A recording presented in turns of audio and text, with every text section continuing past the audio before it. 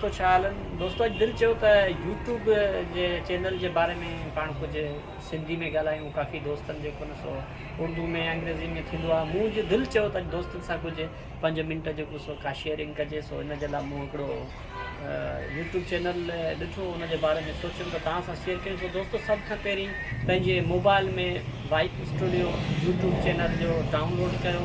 तंहिंखां पोइ तव्हां उन में मुकमल पंहिंजी डेटा चेक करे सघो था। जीअं त तव्हां पंहिंजा व्यूज़ हुन में चेक करे सघो था। कापी पेस्ट या कापी राइट वीडियो या कापी पेस्ट वीडियो बि तव्हां हुन में चेक करे सघो था। वॉच टाइम बि पंहिंजो तव्हां हुन में चेक करे सघो था।